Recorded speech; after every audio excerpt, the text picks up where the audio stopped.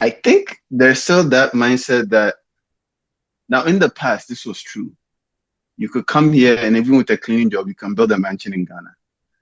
That's not the case anymore. Just because the cost of living here has just gone up. Like you said it well earlier. Is the grass greener here or did they just water it? Um, well, I will add to that. They've watered it, yes, but then they brought too much cattle and now the grass is almost gone. Ah, That's the problem. They've brought too I much like cattle. uh, So now the grass is almost gone and people are complaining. Canada now has a 13% unemployment rate. That is wow. double. That is, I think an acceptable range is 6.5 and under. But now it's 13% unemployment. I think even there among the youth.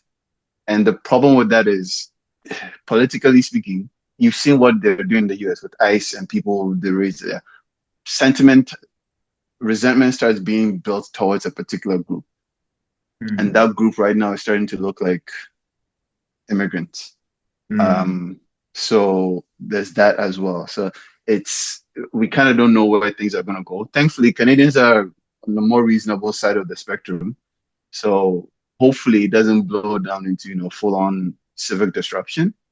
But you hear more and more of these incidents happening, like, and obviously with unemployment comes increasing crime and all these things. But yeah, that mindset that, oh, I can come grind away and make it. Like I said earlier, it's not just hard work anymore. You have to be strategic because Hmm. it's crowded and everyone wants the same thing.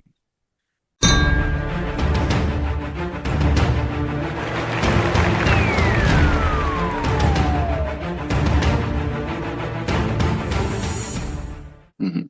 Okay, all right, ladies and gentlemen, thank you very much for joining us on this episode. On this episode is my very good friend, my former GHS classmate, Kojo Acquah. Kojo Acquah used to be like the shark of our class. He was literally first in all subjects and all that. He left Ghana, I think, after SHS. Yes. Uh, he has been there for over a decade now.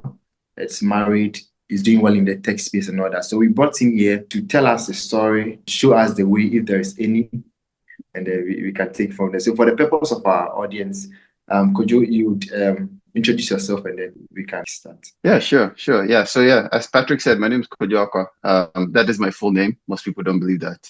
But yeah, I've born and raised in Ghana. I'm now a resident of Canada, and I've been here since September 2015. So I came here for schooling first. The plan was to go back after school, but life took a different direction. And so I've been here since graduating from St. Mary's in Halifax. I'm predominantly located in New Glasgow. It's a small town in Nova Scotia, one of the provinces.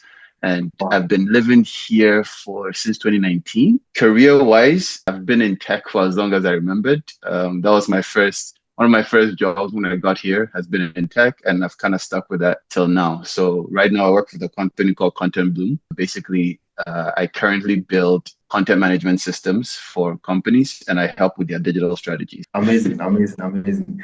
Well, I'm glad to have you here on this episode because I believe there's a lot to learn from you, especially because you left Ghana at a very fairly young age. Because after SS, what is expected is that after SS, we all move to a local university here in Ghana. But with your case, you had to move outside the country to study there. What really influenced that decision? Two major influences.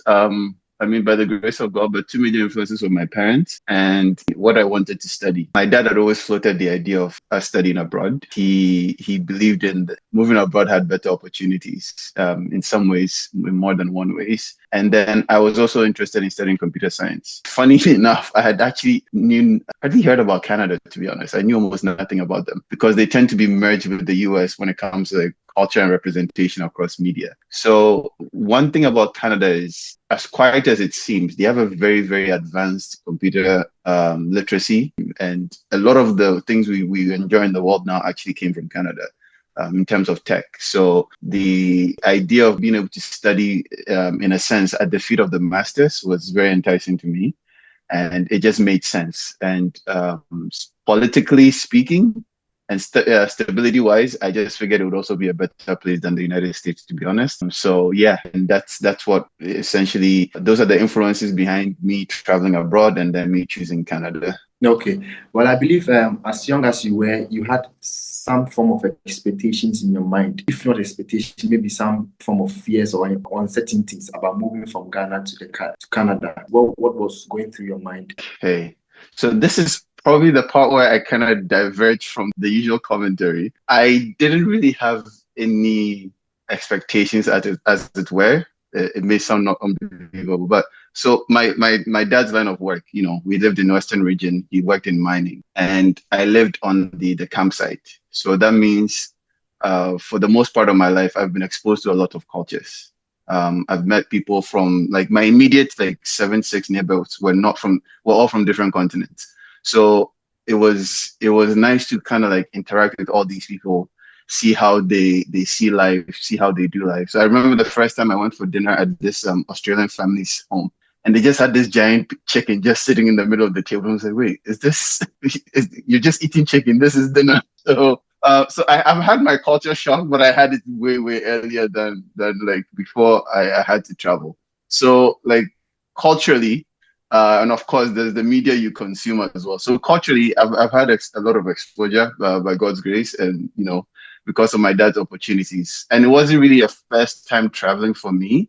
It was a first time leaving Africa, but it wasn't a first time traveling for me. So I actually just showed up here by myself in the middle of the night. So yeah, I wouldn't say there were any fears or apprehensions. The one thing I knew I was going to struggle with was probably faith. For some reason in my head, I was like, there's definitely no Hmm. churches up here. So that was actually one of the reasons I was like, I don't know if I want to go there because I feel like I'll lose my faith if I get there. But no, obviously that was probably my one apprehension. But otherwise, it was pretty straightforward. One thing I was looking forward to was knowing that if I walk into an office, a government office or anything like that, things follow an order instead of I have to pay this guy behind their back. I have to do this. I have to do the protocol stuff. I knew that was what I was expecting was orderliness to some extent. That's really the one thing that stressed me out about living in Ghana is nothing is straightforward. Hmm. So yeah, Hmm. that was one expectation, and I can say to some extent it's been met. Okay. Did you know anyone there when you went to Canada? Nope. No, I literally just landed here at an airport. My university's cab service picked me up and dropped me off at 12 a.m. on campus, and I went into my bedroom. And then I took a walk outside to go and find food, and that was it. Wow. What was your first food you had on the land of Canada? I burnt my tongue with what's called so it's called well, it's not called, it's coffee. And at the time, they were doing a promo. So there's this coffee chain here, like you have Starbucks, they have one called Tim Hortons. And they were promoting it at the Toronto airport. This new coffee they had come up with was called a dark roast. I'm not a coffee person. I was hungry. I only had US currency on me. So I was like, you know what? Let me just buy something at the airport. It was insanely hot. I burnt my tongue. That was the first thing I ever had. And then when I arrived here, again, like I said, I only had like US cash on me. So I remember I walked out I just walked down from my university down the road and I went to another Tim Hortons. I was like, okay, this time I'll get a sandwich. And they like putting honey on a lot of things, honey, maple syrup, like sweet. So, and the taste of sweet meat, it bothers me. Like I like my Hmm. meat to be savory. So I remember I bought a sandwich there. And then by accident, I used the one CD coin to pay for it because they look the same. And then I took like 200 napkins because I just grabbed it and I started walking. So by the time I realized it was too late. So yeah, that was probably my first meal was a sandwich from Tim Hortons and then some grapes. Hmm. I see. Yeah. But do you have any form of scholarship um, at your school or was fully No. Yeah. It was by my parents. Canada is one of those places where you need to be in the school before you get the scholarship. It's hardly ever that you get it before you enter. So you okay, usually have to come in for your first year or otherwise before you can start applying for the scholarships. Yeah, okay, they need a confirmation of admission and then you can start applying. Not all scholarships are like that, but most of them are provided by individuals or private institutions. okay. So Yeah. somewhere along the line, you got a scholarship for the rest of your period. I did not actually. By God's grace, my dad was able to cover that. He switched jobs when I was in high school, I want to say, and that position kind of opened the doors for us to be able to essentially Okay. cover these kinds of expenses. Okay. Yeah. Okay. Yeah. So after my second year, I was just covering my living costs, and my dad was able to help with tuition. Okay. Yeah. Okay. After a second year, you were able to cover your own living Yeah, because costs. I was working at the time. I had started working. I had a part-time job. Mm. Honestly, if you're living reasonably, a part-time job, I wouldn't talk about now because right now the cost of living has gotten out of hand. But with a part-time job and some roommates, you can kind of hold things down till you're out of school. A part-time job should take you through like your daily living. Mm. Yeah. Okay. Okay. So in your early stages, how did you settle in? Because I sense you don't know anyone there Yeah. and all that. How was the initial Let's stages? see. I made friends quite easily. My roommate was from Zimbabwe. His name was Vumai. So he was a social butterfly. So wherever he went, he just dragged me along, and then that's kind of how I met people. Um, the weather was probably the biggest adjustment because every it's cold every year. Ghana averages around 27, 28 degrees Celsius. In Canada, that's a heat wave. So the temperatures were almost always under 15, 20. And it's interesting because in this province, because of Mm. how close it is to the ocean, the weather can just flip on you in an instant. So I remember the next morning, the morning was fine. And then 5 minutes later, there was a dense fog. And then 5 minutes later, there was rain. And I was like, what is going on? Like, what is this climate? So yeah, it took some learning. If I had asked around, if I knew some people, I wouldn't have made certain like financial mistakes like buying $100 jackets thinking was my only option. Uh, that was the worst purchase I've ever made. Mm. And then kind of looking around to find better ways to use my money. It Mm. wasn't that I was just going around buying everything I saw, but like I had needs but I Mhm. didn't know where to go to look for them. So like even a typical example is my laptop for school. I Mhm. um I went into Walmart.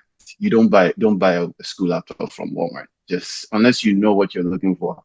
Don't buy a Mm. school laptop from Walmart. And I spent about I want to say over 200 to 300, I think around $300 to buy a laptop from there. That thing couldn't take me through my first year. Really? It was awful. I could have spent that same amount of money to get a used business laptop from another vendor. I have that one till this day. So that Mm. was that was money down the drain. So the adjustment in that regard, like not knowing anyone, it's the knowledge that you miss out. That street knowledge that has helped people live a decent life, even when Mm. they are not, as you would say, balling. They are not really raking in the cash, but they are still living well. A guy I would know would say, buy it low and wear it high. That's essentially it. Yeah. I see. So how did you land your first job? My first job was with a company called ADOS Marketing. So, and I will actually warn people against working for employers like this. If I Mhm. may borrow your platform for this, there are sales roles here that are purely commission based. And Mhm. in Canada, a person is either a contractor, an employee. Those are like the two roles if someone is working for you. If you are ever being asked to be a contractor as a student, please review the terms of your employment, especially your compensation. So the reason I say this is that these guys would promise you all sorts of things, saying, "Oh, come in so $250 after a week. We'll pay for it, and then after that, we'll send you out to it's a sales job." But they don't tell you the nature of the sales. So it's a door-to-door sales job. Mhm. And what they do is they bring together a bunch of people.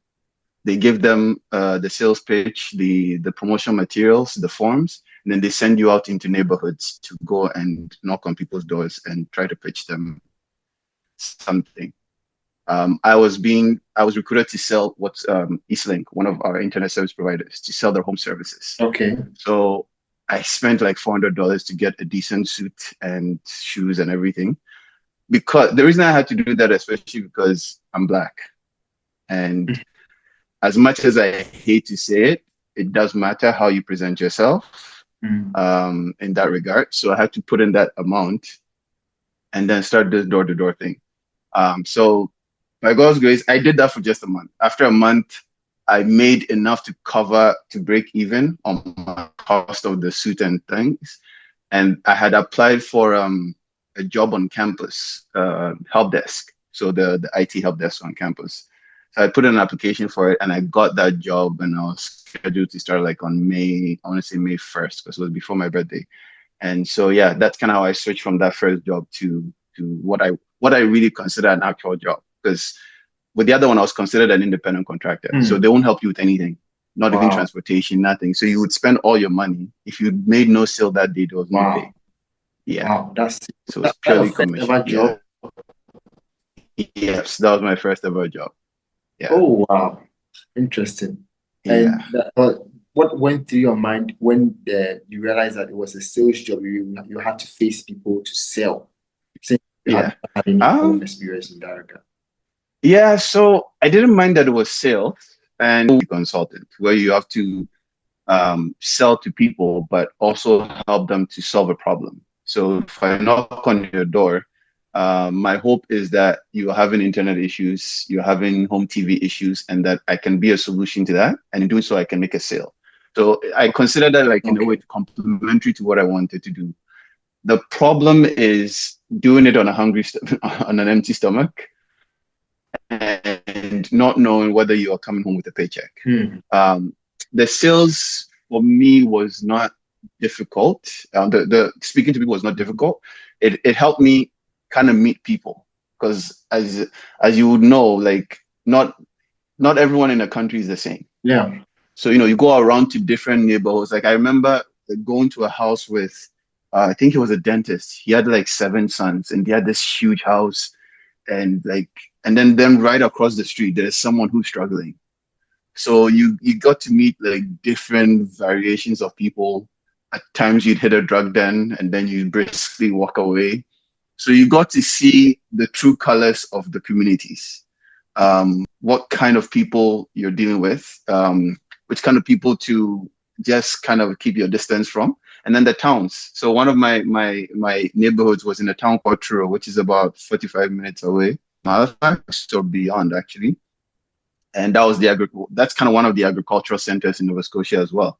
So it helped with the travel. I didn't mind talking to people. I really did not at all. The only thing I didn't like about that job was I didn't think it was sincere how they presented things. I didn't like that. Yeah. But yeah, it was, and everyone's first job is going to be in sales. So for that, if you don't have it, it will help you build your communication skills if you are willing to put in the effort. That's true. That's true. Yeah. So what would you say made you switch to a different role or a different job?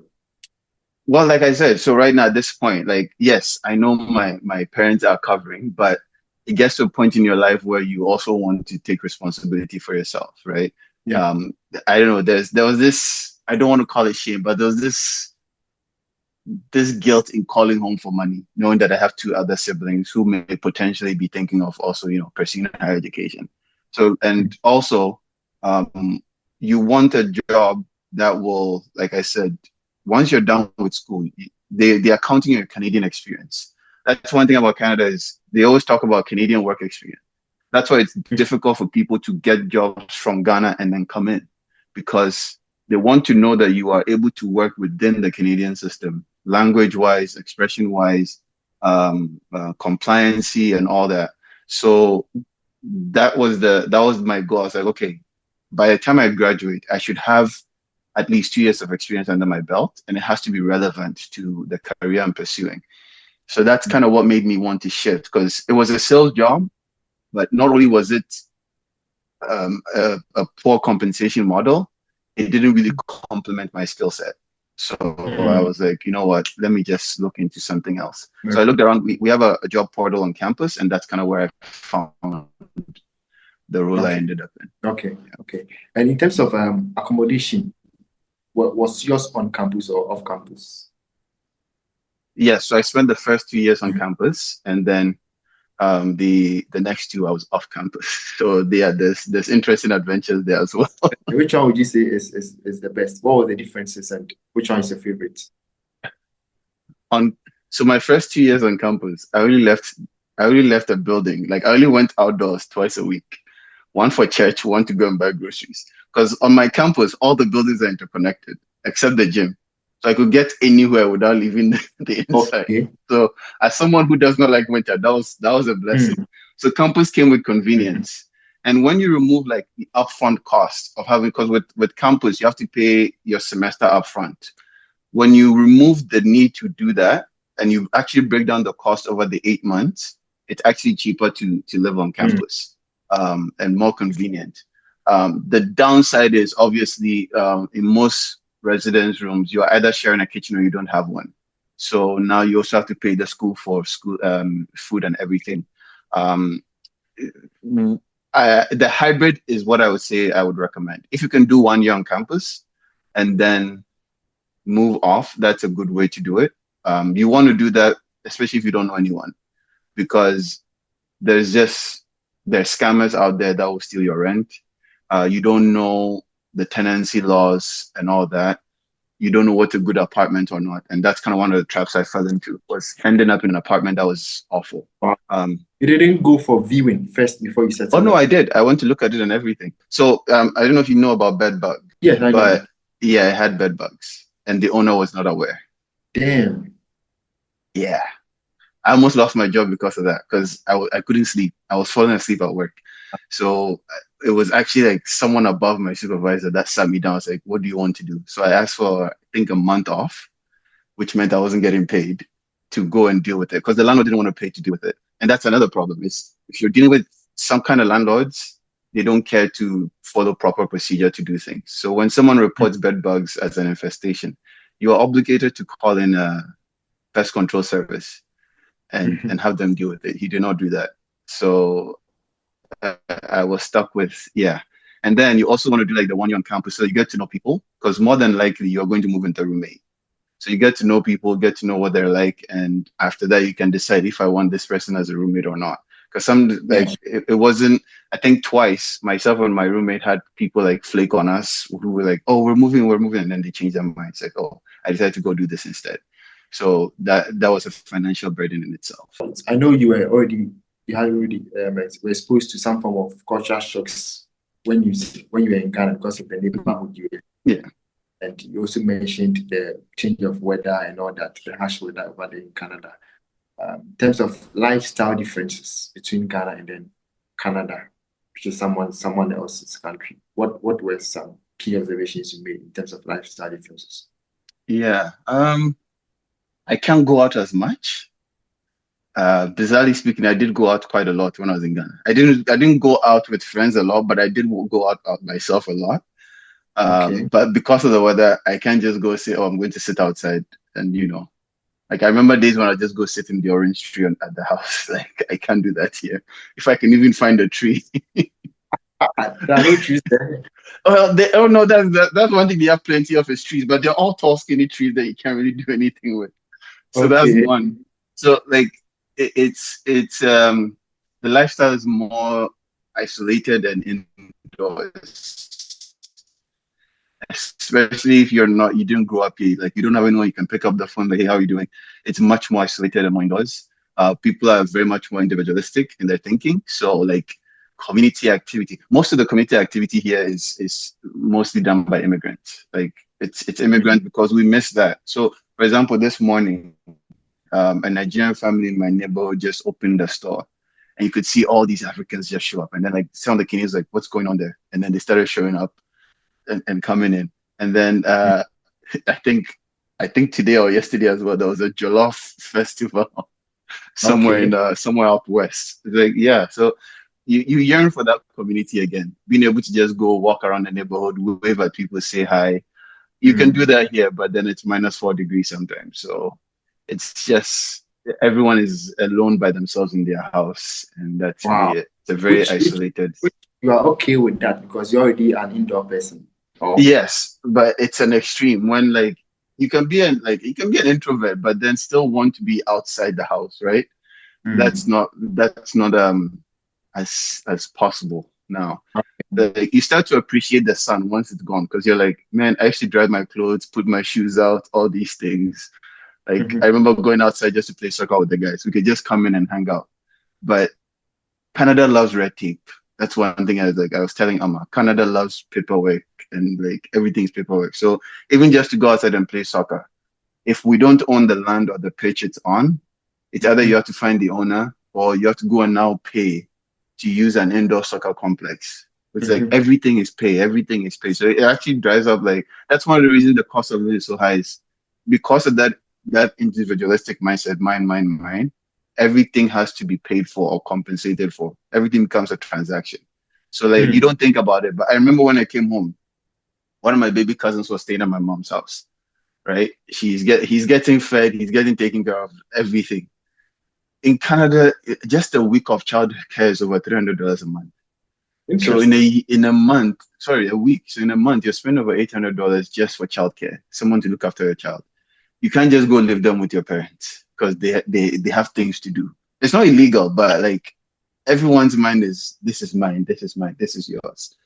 And so you tend to find that the people that get ahead, and that's actually one of the things you also find in immigrant communities, especially the Chinese community.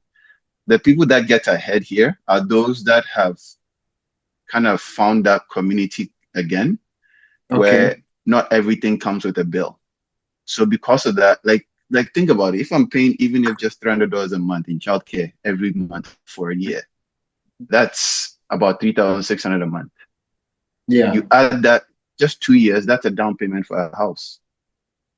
Interesting. So your house payment is now going to a childcare when you could Mhm. have had relatives just watching them for half a day, Mm. right? So you kind of realize that yeah, the lifestyle has become very transaction based. So yeah. Okay. In terms of standard of living, uh, Mhm. what are some of the most expensive thing that's in the normal circumstance shouldn't be expensive according to you? Um, Car insurance. So in Ghana we pay per annum, and they just put the sticker on it. Here Mhm. you can pay per annum, but it's actually a monthly bill. So car insurance can be. I know people paying $400 a month in car Wow. insurance. So yeah, just consider that. And I'm like, why? I've had insurance for 6 years. I have not used it once, Wow. but I've been paying it. There's also insurance, just insurance in general. So you have home Mhm. insurance, you have car insurance, you have property, everything. And then there's property taxes. My province, especially, it's 15% tax. And then income tax increases as you earn more. Okay. So at a certain point, you'll be paying almost 40% in income tax. Wow. Yeah. What else? Mhm. Another expensive thing, produce, fresh produce. So in Mhm. Ghana, you can go into the markets, who banche and water. Mhm. Over here, the fresh banche is more expensive than the canned banche. So yeah, you're being shifted to a bottle of Coke costs more than a bottle of water. Wow. But water is an ingredient for Coke. So it makes no sense. So the lower you come down the food processing Mhm. ladder, the more expensive the things get. Wow. So it's a very interesting. Yeah, but then back home is the opposite. Okay. Yeah. You mentioned real estate. Mhm. I don't know, is it better to own Mhm. or to rent? What has been your experience? I recommend owning. The reason we bought our house was because rent was only I think $200 more than or less than our mortgage.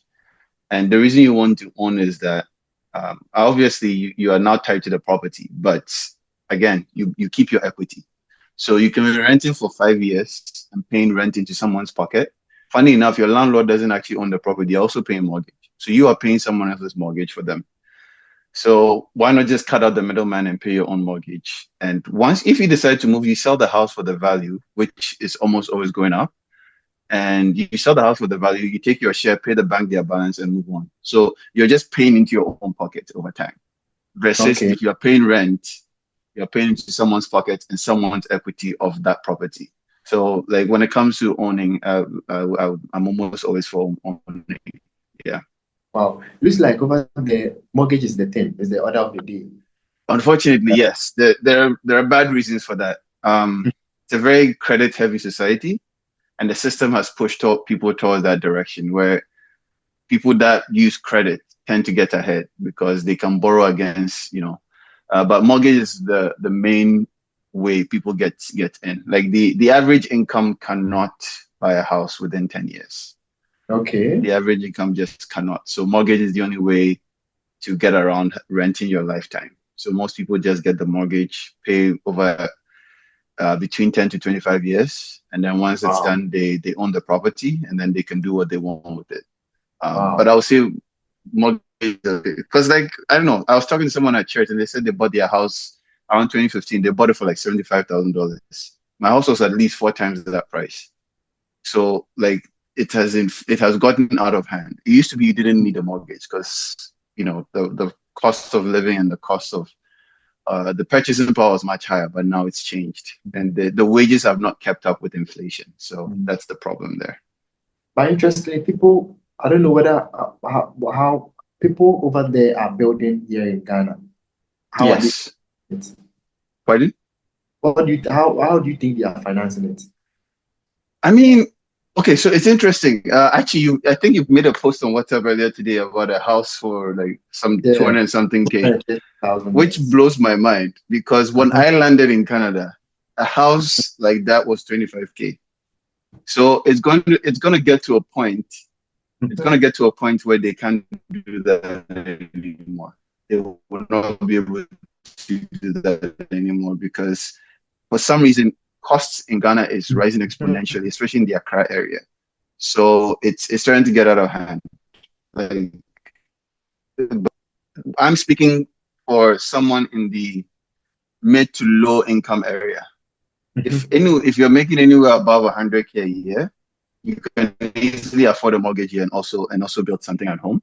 The simpler the better. So that's probably what they're doing. Some people are also like heavily cutting their costs here because their plan is to move back. So Yeah. they are just preparing a place for themselves. Like they don't see the need to have a mortgage here. Like why Mm. have a house here when I can, rent for like be a roommate for like $500 or $700 a month and then send Mm. the rest home to go and build something. So there's Mm. that. And then you also have dual income family. So husband and wife, both Ghanaian, planning to move back. So they're like, okay, yeah, let's build something at home, that sort of thing. So it's not that it's impossible, but it's not feasible for the average person. Okay. Yeah. Um, um, okay, so since you left for Canada, what would you say has been your greatest challenge? Let's see the greatest Greatest challenge. challenge. In what terms, if you can narrow it down? Because yeah.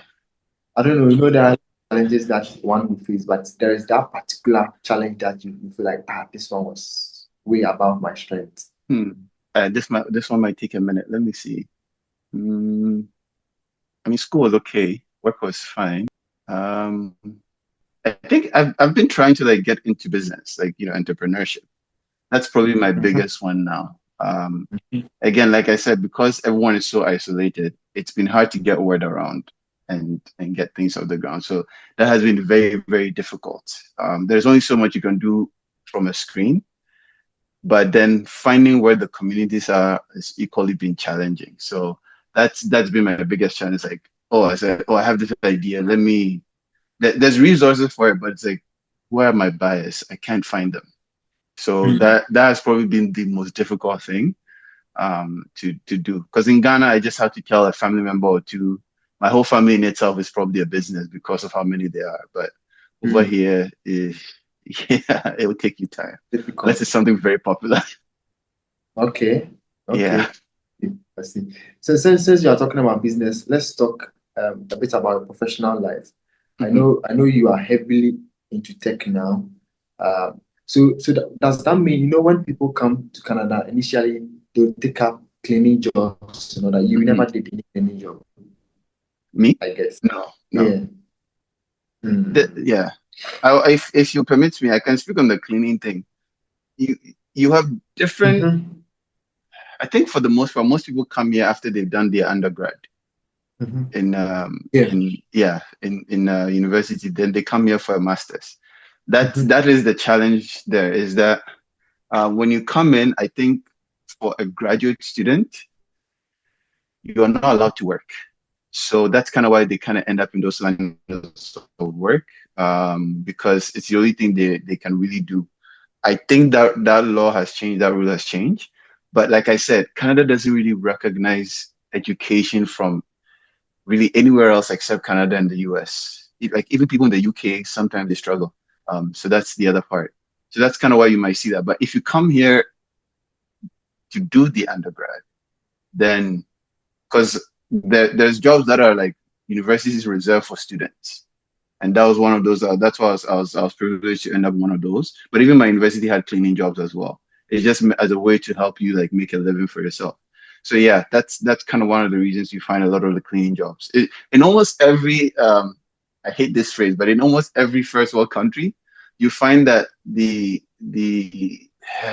for want of a better word, the lowest form of labor is done by immigrants. In almost every like go to the UK, how many actual English people are nurses and cab drivers and all these things, right? So in almost every first world country, the people that handle these kinds of jobs are immigrants. Yeah. So if I get you right, if you do your undergrad over there, like you're not kind of limited in Exactly. That's actually new. Yeah, that's actually new. They weren't allowed to work at all at first when I came here. They've now, so your hours are limited, and it's to guard against people using the study permit as a worker's permit. No, I came to school and then they disappeared. They never actually studied. They started working full time. And for most people, they are coming here not really for school, it's to, as we say, to see greener pastures. So if I can get a job that's like a truck driver makes like between $70,000 to $80,000 a year. If I can come and get like a 3-month certificate and drive a truck, why would I bother going to school? So they're trying to prevent that situation where actual students are being squeezed out, and people that just want to come and work are doing that. So that's the thing. So when you come here and you do the undergrad, there is still a limit as to the amount of hours you can work. I think it's 25 a week, which is part-time hours. So yeah, that is the case. But then once you graduate, if you did your undergrad here, your undergrad serves as your proof of Canadian work experience, because you've lived in the system for almost 2 to 4 years. It serves as proof of your English or French capacity. So you're able to communicate, you've done this coursework and all that. And it also serves as proof that you're here to stay, kind of. Okay, now let's talk about the tech industry over there. Right. I know a lot of people, tech is getting the nod now. Even people here in Ghana sometimes secure remote jobs over there in Canada. As you are there on grounds, how are you navigating your way in the industry, or how did you initially navigate your way in the industry to secure opportunities for yourself in the industry? Yeah. Okay. So, in the tech industry here, your experience tends to weigh more than your schooling. The schooling will be considered, but the experience will carry more weight than your schooling. And so that's why I was so desperate to try to find a job in the space before I graduated, because otherwise you spend 1 to 3 years starting from a certain level. So I was like, you know what, I just want to skip that step, because let me make the plan. Let me position myself properly. So once I'm done, I have something under my belt to prove to my employer that yes, you can do this. So that was one thing, is that, and then out of school, once you're done with class, especially computer science, talk to your classmates. There are some people that were born with keyboards in their hands. Hang around those people, talk to them. Like, if you don't even say anything, just sit around them and hear them talk. The kind of topics they cover, the things they talk about, it's very, very good information. And it's actually in one of these interactions that I realized what my space was in the tech industry. So I realized that a lot of these guys had trouble expressing ideas and themselves. And by God's grace, that's kind of when it was revealed that I was like, consulting. So my job is basically, I'm the middleman between the real techie people and then the non-techie people at all. I translate between the two groups. So when it was in my third year, when I realized, I was like, oh, okay, yeah, these guys are saying the same thing, but they have no idea they're saying the same thing. And so over time, I was kind of like polishing that skill. Now I had to sacrifice my technical skill set because now I was practicing something else. And then over time, that kind of it picked up. So in my fourth year, I got another job. I was building websites with this system called Drupal. And so I was freelancing for that one. I did that for a year till I graduated. And then I went into work into retail because I switched towns. So when I came here, I worked in retail for 1 year in the town I was in before I started working for an organization called Sobeys outside the Okay. head office. And then over there, I worked as a quality assurance Okay. analyst. And I did that also for a year. And I remember when they called me, they're like, we need someone tomorrow, like Mm. immediately. And that was because the first thing she mentioned was not my degree, my diploma on the application.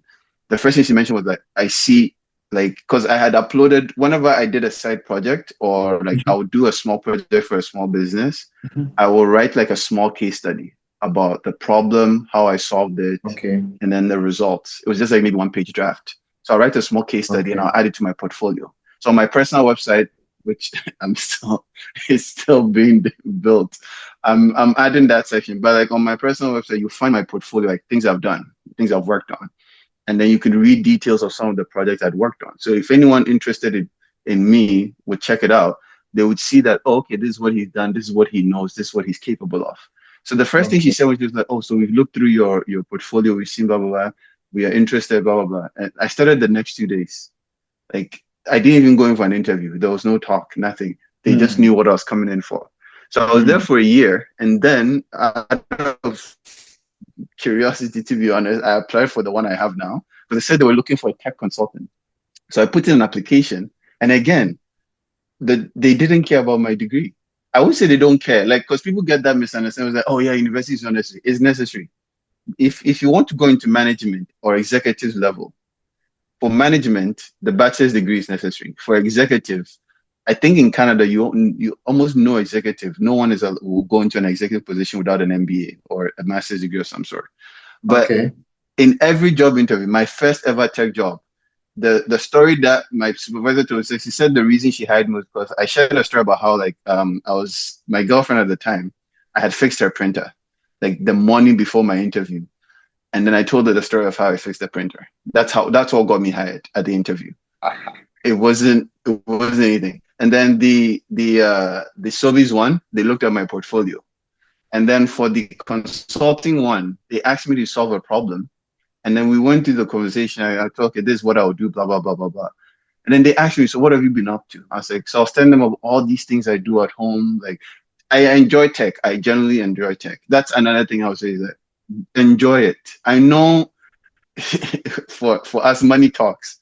But if I didn't enjoy what I did, honestly, it would be so draining. Because sometimes I sit down like, man, I'd be so miserable if I was doing this. Because I've seen the people that do it for the money. They're always chasing the next course, the next course, the next thing, the next big thing. But I know what I'm doing and why I'm doing it. And for me, it's giving me stability. And I've noticed that people take notice of that. So it was just a conversation. I just made a single comment about something. I was like, oh yeah, like when I'm on the internet and I'm using like online stores, this feature bugs me. That's why I added it. And then the guy just nodded and said, okay. And then that's what got me hired Wow. because I was applying what I had learned Okay. and I was making use of it. So like we see how you think. We see how you're Mm. making use of this knowledge. So that's kind of one that for me has been what always has gotten me to through the doors over here. Um yeah, So it's been the I, case. I get a sense that you haven't really suffered to secure a particular job whatsoever. Yeah, in a sense, yeah, because like it's not because people it's not because I come across as smart. I Mhm. just it's a part of me, Okay. right? It's a part of me. I enjoy what I do. So when it's not to get overly biblical on you, but the Bible talks about how you always have to be ready to, testify and to do it in. So it's one of those things you learn at church. When you're filled with the gospel and you're pressed, the gospel comes out. In the Mhm. same manner, if you are passionate about what you do, you put in the effort, the practice and everything, when you hit a situation where you are pressed, Mm. That's what comes out. That's the thing. It's really because Okay. almost all job application systems are automated now, especially with AI. Okay. So it's really your humanity that will get you across. So once you obviously you do the resume, you do it well, you do your cover letter well, all that.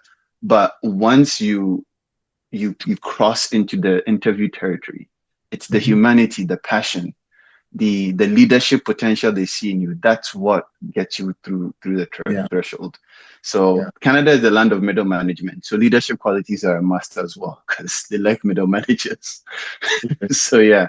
But overall, like just to kind of answer your question, like how to prepare yourself or to position yourself. One thing I Mhm. wish I had known was the different kinds of computer courses. Mm. I wish I had asked about that. So you have what's called computing information systems, which I wish I had taken, but I ended up doing computer science because that's all I knew. And there's computer science, there's computer engineering. You can double major, you can triple major, you can do a major and a minor. One is more business oriented, one is more scientific, one is more engineering.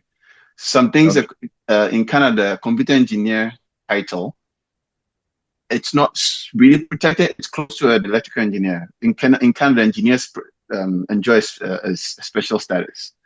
So Oh. there are all these things that were to be considered.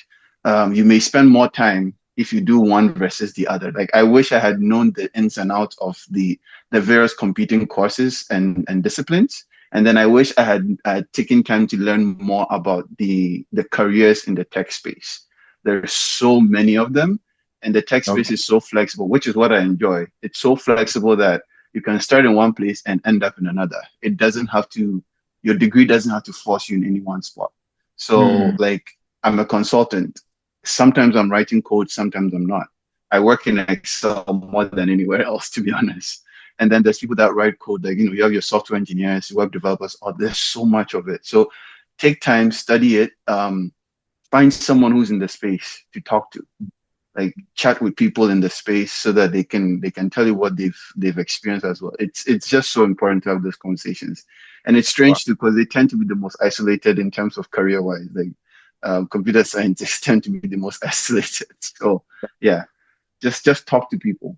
Actually, Yeah, talk to them. Reach out to people. Yeah. that's true. Okay, so knowing what you know now, if you were to go back, Mm-hmm. would which particular field would you major in and why? I would actually not go to university. I will go to college first, and I'll tell you why. College is about a third the price of university. And you can Mm-hmm. do 2 years in college and then go do your 2 years in university and get the same bachelor's degree. So you saved about half your money or a quarter even of your money that way. And then if you go to college and you graduate, you still get a postgraduate work permit for about 2 years. So you can Okay. work. You can go to college 2 years, which is about 14 months of school or 16 months Okay. of school. So college trains you for work. That's what it's about. So I would go to college, NSCC probably, and do a computing or information systems course, which will allow me to go into the spaces I'm in right now. Start working for 2 years. Start working after I graduate, and then after maybe a year, enroll into a university. Because after a year, I have a work permit. I probably have a permanent residency, which means Okay. I don't have to pay for university either. So Oh, international students pay about like 2 to 3 times more than Canadian natives. So I could just do that 1 year of work, apply for permanent residency. After that, I pay Canadian rates for tuition. And at that point, I'm making my own money. I'm no longer a burden on my family. I can just pay for myself to do either part-time university or full-time, whichever one, but do part-time and then graduate in maybe 3 years. So mm, I know at worst, you add an extra year of schooling, but mm. you are saving yourself quite a lot of money and you are also already in the workforce. So by the time you graduate, all you have to do is find a new job or try to find a promotion where you are because you already Mm. know people, you are in the industry. That's what I would do. I would start with college. Mm. I know you mentioned that you've worked on a number of projects. What would you say Mhm. um is that one project that you are most proud of? Most proud of. I don't know if I'm allowed to talk about it, but yeah, I work with sensitive institutions, Okay. but there was a moment I was very proud. Was we were basically trying to update some systems from 2010, and Okay. even in 2010 they were old because they were from the 90s. So we were tasked with updating them, and I remember our client's CTO, like their chief technical officer, made a comment to my boss that actually got me promoted. It was like, whenever Kojo is on the call, I'm happy because I know we are safe. So, Ah, so yeah, so that kicked me down from programmer on the team to business analyst because they were like, yeah, we don't need you as a programmer anymore. Just talk to people. So, that's interesting. kind of where the communication I was talking about came in Yeah. because I was helping their business team talk to our technical team, and I was the only one that was translating between the two and kept things going smoothly. So and then one of them called me and said, I noticed that whenever we ask you for something, you actually know what we want and you care. So I said, oh, thank you. So that's probably one of my proudest moments. That would be my proudest project there. Mm. Just because of like, just to see that my work wasn't in vain. Like the preparation was not in vain. Ah, It was just kind of, it was nice to hear. I see. Yeah. So let's talk a bit about your. I know you think was it last 2 years you got married? Mhm. Yes. Yeah. You have a white lady. But how did that influence your integration into a different culture? What was the whole Um, how was the process? it's, I mean, it's amusing, but it's more interesting how it's affected perception of me, I would say. So I remember, so I came home Mhm. last September, right? And then Mhm. we came back. And then when I came back for my grandma's funeral, I remember no one would call me by name. My mother would introduce me by name to my family member because they couldn't care less what my name was. So obviously, in Ghana, the funeral, you bring random people you have never met before, and then they're like, oh Yeah. yeah, this is family. Like, I have no idea. I've never met this person before. And then my introduction was, oh, this is the one married to the white lady. I was like, what happened to my name? Interesting. So I'm praying that my brother marries a white woman. I'm really praying. I want to see how they'll make that distinction when they introduce him. But yeah, so yeah, it's interesting. I remember before the wedding, I think my dad called me and said, so what's oh was it, no, I think it was my mom. It's like what culture wise, like this is speaking to the culture. It's like, so do we have anything to prepare? Like, I like, oh no, they don't care. There's nothing like bride price or anything. So let's just go ahead and do the wedding. So yeah. Because over here, like I said, it's me. After you cross 16 years old, if you have parents that care, they will be invested in your life, try to guide you, teach you all that. If you don't, you can do whatever you want. So it was even like considered her parents were surprised that I actually came to ask them when I was asking her to date, like they were surprised that I even came to ask them for permission for that, for their blessing for that, and then the wedding and everything. So it's been a nice mixture of two cultures. Like, we eat food from both sides. The wedding was from both sides, like the white wedding, and then the decorations were a mix of like African decor and Okay. fall colors, stuff like that. Um, let's see. Um, hmm. Her family is kind of like one generation German, like one or two generations German. So they still have a bit of immigrant blood in them. So there's that. But Okay. culture-wise, yeah, I think living, communication is different. I never actually, I didn't date in Ghana, so I don't know what it's like to, live with a Ghanaian woman. So I can't really make a distinction there. But Okay. yeah, English is basically my primary language now. Mm. Um, there's the question of how the kids will be raised as well. Like it's something that's on my mind. Like, so exactly what is considered their culture. Like, Mhm. what do I pass on to them in that Mhm. regard? She's eager to see them, like, also absorb quite a bit of Ghanaian culture. But Ghanaian culture is such that you have to be immersed in it. You can't learn Ghanaian culture from books. There's not enough books that covers the topic. So that's been a conversation we've also had. So yeah, it's a bit of an adjustment. Are you teaching her Yeah, something? not really, but she learns more from Amma. Okay. So, yeah, she and Amma. It's funny. My family talks to her more than me. It's not a thing of, oh, because she's white. It's just kind of like how my family is. We are very welcoming to strangers. Mm. So she and my mom, they talk more than she talks to me. So last night she made palm nut soup last night. That was her first time. So Okay. I think food has probably been the most common one. We kind of Okay. She cooks food for you. yeah. Yeah, Okay. she's Okay. learning. Okay. She's learning. For most people, immigrants who go to different countries, most of them Mhm, go there to make money and all that. But for you, you've been able mhm. to take it a step further to start building a family. So how is it like building a family away from your home country? Yeah, yeah. So that I would say is one of the cultural things. So okay, let me not get into that one because some people might get revealed. But Okay. one of the things that has been on my mind is how to navigate the education system here. How children are raised, they are trained. Like you've seen it across the media. Yeah. It's not the healthiest. It's not the greatest. And so it makes you question like, how do we do this? It's easy to send a kid off back to Ghana when you're both from Ghana. But when you are not, then you are basically denying them half of the entire culture. I had friends who were born abroad and then were sent to Ghana to grow up there a bit before Yeah. they were brought back. That's not really possible when half of their families here because they will be like, well, why Yeah. are you doing this? Right. So that's Yeah. one of the hindrances.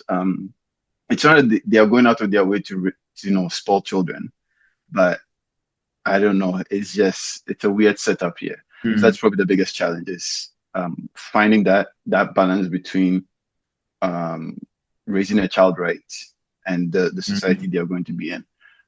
I would say, I mean, obviously there are people here who've done it and their children are well-rounded, stable, contributing to society. So it's not impossible. And then there's a part of me that also feels like am I able to give them the full Canadian experience they would have had if their dad was Canadian? So things like, hitching a trailer to your truck and then taking them out camping in the summer. I have no interest in going, right? So I'm like, okay, like I really hope half of you is like me so that you want to stay home. Mm. Doing some Canadian things. I'm like, I don't really do Canadian things. So how do I do that? How do I give them that? Mm. That's been one of the things on my mind. Like, how do you give them a healthy dose of both of those cultures? It's Mm. one that nags at me. So yeah, Mm. we're still discussing it. Kids haven't shown up yet, and then there's the Mm. money aspect. Yeah. Like Yeah. I always say, like I always say, that if I was living in Ghana at my current salary, I'll be fine. I'll be more than fine. I could raise a family on that salary for a lifetime and be fine. But over Mm. here, it barely does it. So then you're like, yeah, and it kind of hurts too that my job has a remote option. But again, you're married to a Canadian, so Canada is kind of home now. So you can't just pack it up, go live in Ghana, and be like, Yeah. oh, I'll work from Ghana and then come to No. Canada every now and then. No, it's not an option. So in a way, it kind of limits your ability to move around. Okay. But yeah, it is what it is. Okay. So for someone listening who is looking to follow a similar path like you are on now, what practical advice would you give them? Hmm. Path in marriage or just in life, Career-wise, career, family-wise. Um, career and family. I mean, obviously, don't pursue someone because they are white. That would not, yeah, that no. wouldn't go well for you. But don't shy away from it as well. Think it through. Like, do think it through. I remember Mr. Kumsi used to tell us, like, I think in GHS 3 or 2, he says that men should marry with their head, not their heart. There's some truth to that, right? Like, don't let your passions overwhelm you. Because I'm someone who's more than fine living in Canadian society. Like I said, I'm used to that exposure to culture. So if I spend the rest of my life here, I'm perfectly content with that. But think it through, make sure it's something you're willing to do and give up for. Especially because kids can be involved and we've had enough Mm. broken families. So yeah. Career wise, like I said, do your research, like, and talk to people in the space you're interested in. Ask them questions, yeah, outline your questions, and even look into potential income, like progression. That's something people don't like. Canada loves certificates. That's another one. Certifications. A lot of people love them. Some don't, but most enterprises love certifications. So, like, look at your career progression and make a timeline for it. One thing I love about it here is that when you make a plan, if you stick to it, by the grace of God, you can actually see it through. If you say, in this many years I will be here, and you play your cards right, you will be there. There's very few in the way of like stumbling blocks in terms of the system. It will reward those who are strategic, not just those that work hard, those that are Mm, strategic in how they work. Not just, oh, I came to grind away. No, mm, you have to be smart about it. So to be strategic, it's like, okay, how do I position myself to see this? Because yeah, just you keep an eye out, that sort of thing. So yeah, talk to people, do your research, have a plan, like have a mm. plan, and the financial plan as well. Um, if possible, try to stick to what you were making before you got your raise or whatever. Once you start making above minimum wage, try to live by minimum wage for a few years. You'll put yourself in a very good position. Interesting. That's Yeah. great advice. Do you sometimes miss home, Ghana? Oh yeah, all the time. I miss food. I generally miss food. That is what I miss the most. This Nigerian store they've opened, I'll be there quite often. Like there's Nova Scotia is small, so like, there's only one Ghanaian restaurant in Nova Scotia, Auntie Mary's African Cuisine. Yeah, that's how small it is. Meanwhile, you go to Ottawa and there's like King K and everything, but you can't buy it from there because it will probably go bad because of how it's shipped. But yeah, I miss food all the time. I didn't really Yeah. go out much in Ghana. So like society-wise events, I don't really care, but like food is the The one I food. miss. Yeah. Food is the one I miss. And like it Mm, was nice to like have because I come from a big family, as I said, like besides myself and my two siblings, like I come from a big family. So like seeing my extended family around, I have a lot of cousins and I really enjoy having them around. They're mm, very interesting. And it's also it kind of saddens me that I missed out on them growing up. Like the last one I used to babysit just turned 16. Oh, Like okay. literally just turned 16. I was like, my goodness, I've missed this child's whole life. Like it was so weird going there and meeting them. Like some of them have no idea who I am. I was like, my goodness. Right. So their only reference for me is that my brother has an older brother. Hmm. Like, even my grandma didn't recognize me. Interesting. Yeah. Even my grandma didn't recognize me. So it's like a part of you feels like you're fading away from where you came from. And then it's kind of sad. And it's like I don't know. It's like home is kind of gone, and so you're like, oh, okay. Like it's a weird thought, but I was like, man, where will I even be? Where are they even gonna bury me? Is it here or Ghana? Like I don't even know, What new home right? now? Yeah. Where So is it's possible? like, yeah. Yeah. So it's got like you have two homes now, and it's hard. That one is hard. What is the biggest misconception Ghanaians have about life abroad? I think there's still that mindset that now in the past this was true. You could come here and even with a cleaning job, you can build a mansion in Ghana. That's not the case anymore. Just because the cost of living here has just gone up. I think that's the biggest one is that like you said it well earlier. Is the grass greener here or did they just water it? Um well I will add to that.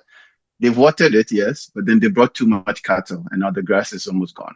Ah, That's the problem. They brought too I much like cattle. that. So now the grass is almost gone and people are complaining. Canada now has a 13% unemployment rate. That is Wow. double. That is, I think an acceptable range is 6.5 and under. But now it's 13% unemployment. I think even there among the youth. And the problem with that is, politically speaking, you've seen what they're doing in the US with ICE and people, the raise their sentiment, resentment starts being built towards a particular group. And Hmm. that group right now is starting to look like immigrants. Hmm. Um, so there's that as well. So it's we kind of don't know where things are going to go. Thankfully, Canadians are on the more reasonable side of the spectrum. So hopefully it doesn't blow down into full on civic disruption. But Hmm. you hear more and more of these incidents happening, like and obviously with unemployment comes increase in crime and all these things. But yeah, that mindset that, oh, I can come grind away and make it. Like I said earlier, it's not just hard work anymore. You have to be strategic because Mm. it's crowded and everyone wants the same thing. And you have to be strategic. You have to have something you are bringing. Like, what are you contributing? Look at the market. Like, one thing I love about Canada is the data is there and everyone can access it. If you go to Stats Canada, you can look at all employment records. You can look at all industries. You can look at industries that Canada needs. You can actually know, okay, I can come and do this. Like they Okay. have all the economic data is there. So you can literally know exactly the line of work you should come and do that will give you the best opportunity to work and give you leverage in negotiation. So yeah, the mindset of, oh, you come and any job at all will pay you better than a job in Ghana.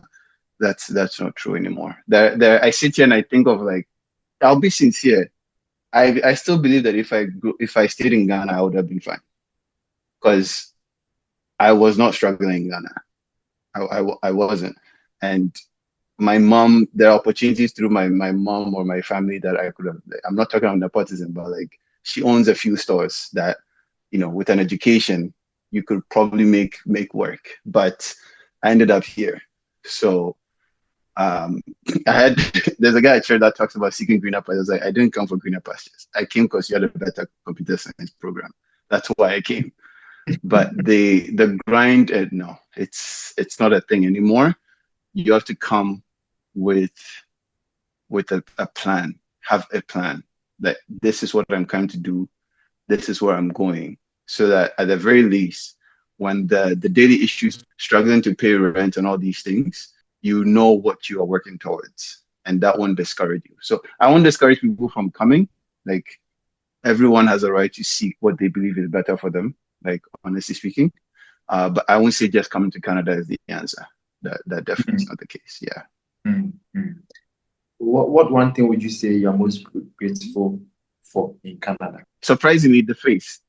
My faith has never been stronger than since I came to Canada, actually. So, Wow. yeah, it's bizarre, Ah, but yeah. yeah, my roommate invited me to church. We came for an All Nations Day, and I ended up at the projector at the church, and my faith has grown stronger ever since then. And that's what brought me to this town. I was actually coming to here, help here with the church. I think church has been the bigger decision factor in most of the moves I've made here. And time again, God has rewarded. I will be very dishonest in not giving him credit, but yeah, time and time again, he has rewarded every one of those choices and every one of those moves, and he's continuously blessing us. Like as my wife and I'm trying to get a business off the ground with my wife, and it's been blessing upon blessing. It's been so. I'm definitely thankful to God and very very thankful to my parents because Mm. even among immigrants there are differences. Yeah. Some come here on scholarship, some come here illegally, some come here, but to be able to have the peace of mind to come here, knowing that the crucial things were paid for, to have the Mm. luxury of, even trying to picking my own major and not having a Mm. whole village on my head, to be worried about. Some people come here, they take their course because they have a village to take care of. They don't have the Yeah. luxury of being like, oh, I feel like pursuing my passion. Like Yeah. for some people that's not an option. So I'm grateful to God and to my parents for like allowing that. I can say that, and I told you before when I was coming here, the assumption was med school. I said no, I'm not doing med school. I just no. And so the middle ground was that I would do science, and then so you do 2 years of just random courses, and then you declare your major after 2 years. Okay. And so I was like, yeah, I'll just wait for the 2 years. When it's too late, I'll apply for computer science and tell them I can't change my mind. But they were not upset about it or anything like that. And yeah, they've really allowed me a lot of freedom and agency when it comes to decision making. And so I'm very Mm. grateful for that. And if I know a hard working man, it's my dad. He has put in the work to Mm. give me the opportunities I have. Yeah. Yes. A Ah, big shout out to him. He's, yeah. he's probably watching TikTok, not YouTube. So Because you mentioned faith, how important has community mhm. been for you over there? Faith is probably one of your primary means to a community here. Like Mm. if you meet anyone, it's the church is still the biggest group that gathers in Canada. or so I believe. So yeah, like almost every new family that has come into my town, I've met them through church. And that's kind of where we've built connections and things like that. Church is where I met most of the people I know. They always say invite people to church. I'm like, who? They are all here. So the other people I know at church over to the house. I remember the first car, it was almost a gift actually. Someone gave me a car as a gift from church. I gave it back for certain reasons, but like yeah, and I go I go to this person's house anytime I'm bored at the house and I have nothing to do. Like I said, it's hard to find them to go out for. So anytime I'm bored on a Saturday, I just go to their house, like give me something to do. And we've built his deck, we've moved his pool, we've cleaned his shingles, everything. Now, as I'm doing these things, I'm learning how to maintain my own property in Canada because they build with different materials and all these things. So like just having that community has been very helpful. My first landlord when I moved here was from the church. Yeah, so it's a good way to meet people and to build actual relationships. And I met my wife there as well. So Oh, that's been yeah, that's kind of been the one place my whole life has been centered. interesting. Well, we are done. What would be your final message for Ghanaians, both home and abroad, looking to chase opportunities abroad? I would say try to look around Ghana. Try to take a look. It sounds hypocritical coming from me. I would say my plan was to come back to Ghana, just life didn't go that way. But it sounds look around Ghana. There are problems that need solutions. And I understand that sometimes it may be hard to accept that you may not be the one that eats the fruit of your investment. I think that's one of the biggest problems. You sow and the generations that come are the ones that might reap it. Because yeah, you need someone to start the process. And it's not easy as it sounds. I understand that, but like we've talked about, we have to water it. We really have to water it. And if I had my way, I would be there to be part of the process. I'm still looking into ways to do this because India has done it, China has done it, the Philippines is doing it. All these countries are doing it, and it's always been a partnership between both people on both sides. So if you made it here, congratulations. Put in the work, build your life, and then try to help build what's going on in Ghana. Try to elevate Ghana as well, along with yourself. And then if you didn't make it here, you haven't failed. And your life is not over. There are problems that need fixing. I'm praying in the future to see a community where people in the diaspora and people at home are connected, and that Ghana becomes a high trust society. And what I mean is that we can send resources home and know that they are being put towards good use and invested towards the future. And so yeah, if you didn't cross the pond, that's you have not failed, and life is definitely not over. I know I haven't been home in that decade, and I may not know what I'm saying, but I have a feeling there are still opportunities there. Yeah. There are things we definitely can do because people Yeah. are clamoring to come to Ghana.